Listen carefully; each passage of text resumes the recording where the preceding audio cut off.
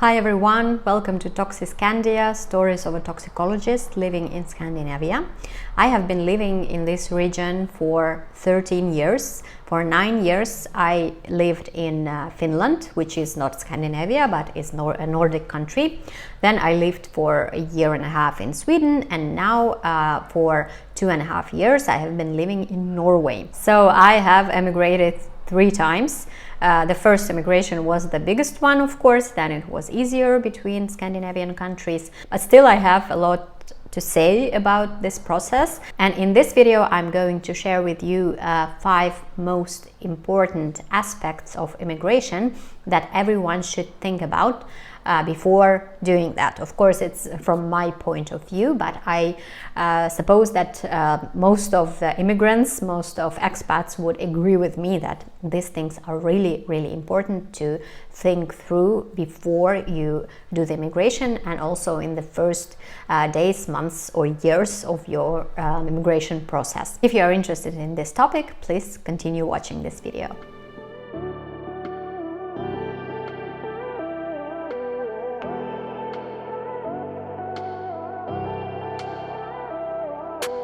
Well, there are a lot of things you need to consider, you need to think about before doing your before moving to a new country, before immigration. And this is a very complicated process. Of course, there are a lot of aspects that need to be thought through, and some of them are very crucial, some of them maybe are less important to some people. It of course depends on your personality, but I would start with the most important ones, I think, that are relevant to anybody, but then we're gonna switch to more well-tuned topics, fine-tuned topics that would probably not be relevant to absolutely everybody, but I think everyone would experience these things in some way. So first, the most important thing you need to think about even before thinking of immigration is official documents and official grounds for your immigration. This of course varies depending on your nationality, on your background, on the country you are going to move into, and I am of course going to base this on my own experience, which is Nordic countries, and they are not the easiest ones to move to, especially from outside of European Union, which I was initially. I was born in Russia, so I know this process very well. But even if you are moving to a less difficult country in this sense, you should have a very good idea, very good picture of what documents you would need, what official grounds you would need, what kind of residence permit are you going to need, or what kind of visa, if a visa is accepted as a ground for moving. You would need to think about it initially, and of course then follow all the deadlines when you have already moved to the country, because at least in the beginning you would need to renew your documents regularly, and you would need to follow all the time frames and not to be late to do all that you need to do, because if you are late with your renewals, then it would lead to a fine or even to deportation. So you should be very serious about it, and even if you have a lot of other difficulties in your life, even if a chaos is happening around you, you should still give this aspect a priority. You should be able to keep track of all your official grounds, official documents that you would need to stay in the country. This is very important, because if you don't have legal status in the country, or if you lose it, then coming back to a legal status would be extremely difficult. So you should be very focused on not losing that. And this is even more important that some other things that people are thinking when they are considering immigration. Many are worried about what kind of apartment or house I would find, how would I drive to my work, to my studies or anything. This is just normal things that everyone of course are worried about, but it is not as important as keeping your official legal grounds to reside in the country. This should be a priority in line with your source of income, finding a place to work, and etc. Other important things. If we are talking about Europe or specifically Nordic countries, there are very specific official grounds that give you a permit to move into the country. And here I am talking about official grounds, not just reasons, and not just your wish to move into country. If I want to move into country, I need to find an official ground that would give me a reason, official permit to do that. So this could be studies. If I enter university in this country, then I can move there. This could be a place of work, and I already have to have this proposal from my future employer if I'm moving from outside the European Union inside the Nordic country. So I already have to be proposed workplace then to apply for residence permit. Or it can be family grounds if I'm marrying a resident or a citizen of this country. And for some people, seeking asylum can be a way to move into the country if you're coming from a country where war is happening or some other reasons that are making you flee that country. But even if the country is not that strict, even if you can move freely for a couple of months, then you need to follow all the rules that they are setting. What will you do after this month? What documents you will have to provide, what kind of grounds you would have to stay in the country. So this is all your responsibility, and you need to do that. This is number one priority, I would say, when you are considering immigration. Number two is also important, is medical insurance and healthcare that you are going to get. Depends on the country, of course. Some countries don't have free healthcare, such as United States, or I would say that they have it for some people, but not for everybody. Some countries provide free healthcare for all the citizens and residents, and in most cases you would have an access to this healthcare if you are moving on official grounds. And usually it will be okay for you. If not, if the country doesn't have a free healthcare, then you would need to enroll into some program, buy medical insurance or whatever. In any case, you would need to research this thing.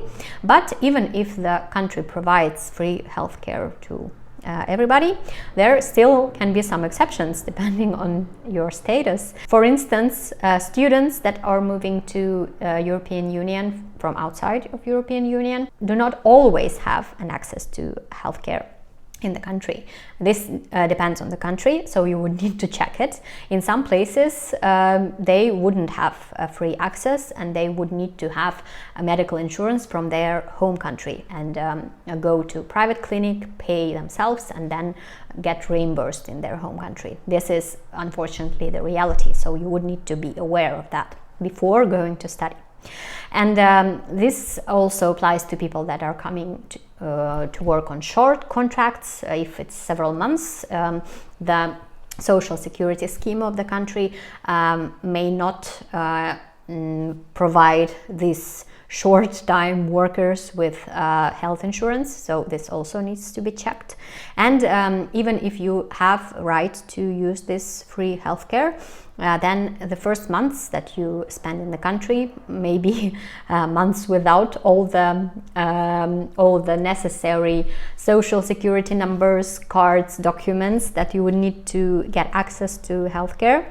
So even if you have the right to use it, you would not have all the necessary documents and cards. And if something happens and you end up in the hospital, for instance, and then you don't have the social security card, for example, then they would need to think about what to do with you. Of course, these situations usually end well, but it might require some challenges, some work from your side as well to get all the needed documents afterwards, etc. So this might be challenging, of course, in the first months. So you should need a backup plan for that, either some sum of money that you could spend in case of emergency, or maybe medical insurance from your home country that you could use the first months you are in the new country and then get reimbursed from your home country. These were probably the most important things that I need to mention, and we are switching to more like personal, more psychological topics now.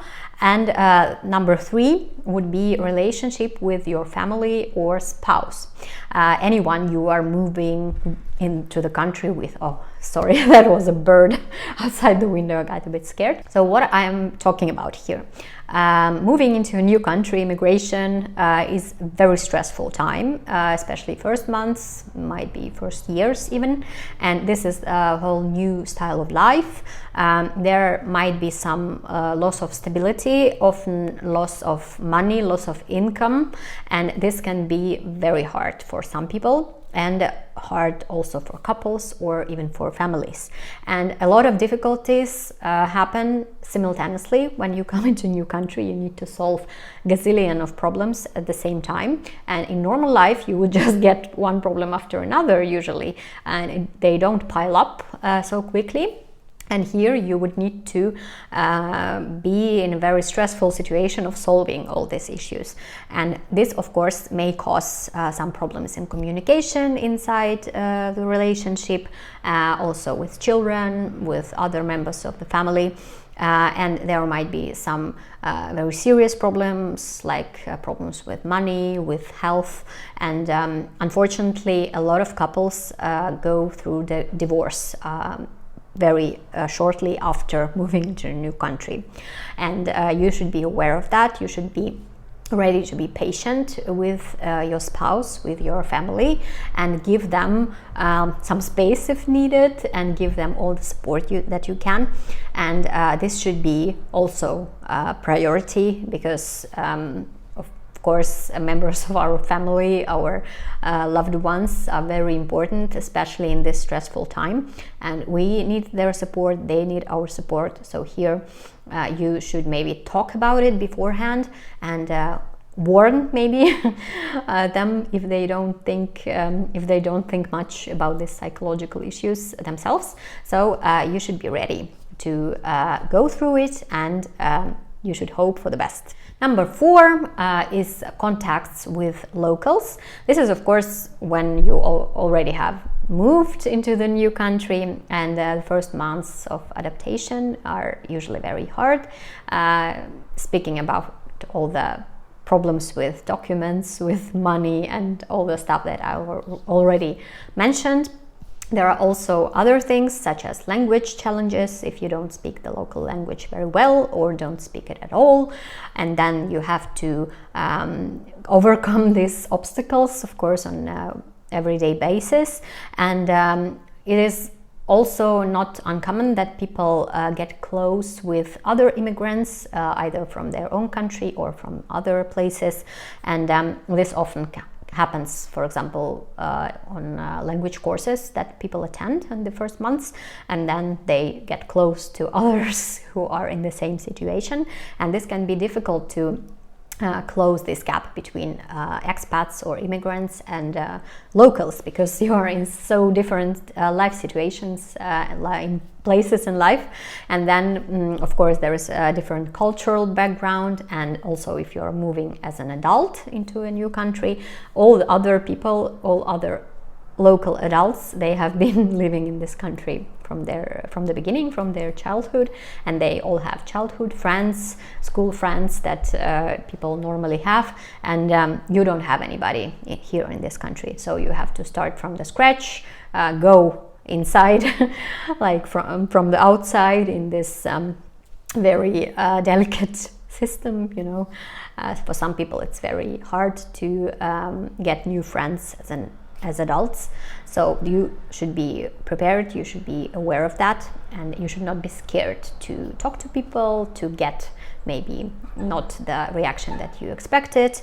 And also it's normal to be friends with other immigrants, especially first time.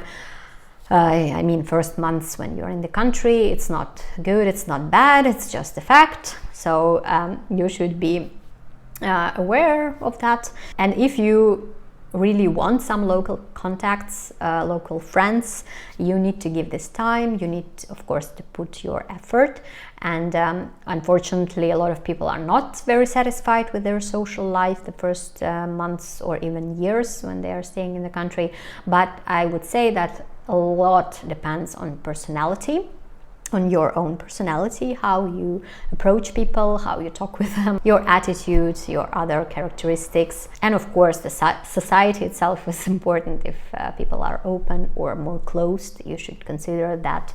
And you should not be very stressed about that, especially first months when you are in the country. You should give it some time and put some work into it. And the last thing that everyone, I think, struggles with is uncertainty. Of course, it rarely happens that a person comes into a new country and everything is perfect from the day one. Everything is arranged. It doesn't go. He or she doesn't go through any difficulties, and everything is good with the family, with income, etc. Usually, at first, people get temporary jobs, temporary residence permits. Everything is so stressful, everything is so uncertain. You don't know what you're going to do in a year or in a two.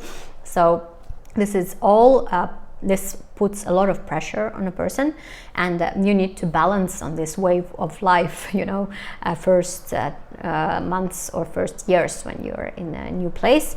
And of course, here also personality is very important. You need to be prepared psychologically, and you need to have like philosophic view of life that is changing constantly, especially nowadays. And this of course has a different impact on people depending on their personality. Some people are very good with uncertainty, and some get even very, very stressed, even can get some anxiety disorder, etc.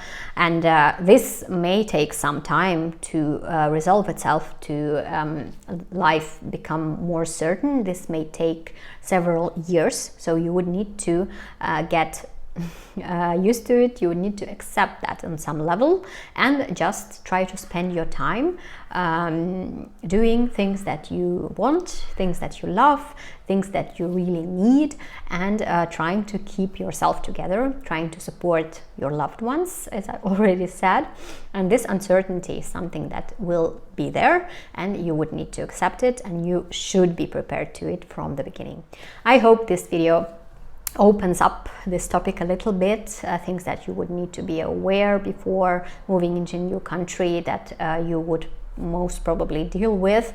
And I believe that if you are prepared, you have higher chances to go through it as a winner and reach all your goals and become a valuable member of a new society, and etc., depending on what your goals are. And I wish you all good luck. I hope you stay healthy and strong, and if you like this video, please push the like button, and also you can click on notification button. Then you would get notifications about new videos. You could also subscribe to my channel if you like my videos, and I hope to see you next time very soon. Bye bye. Our hearts beat to the city streets. We began to feel the fire.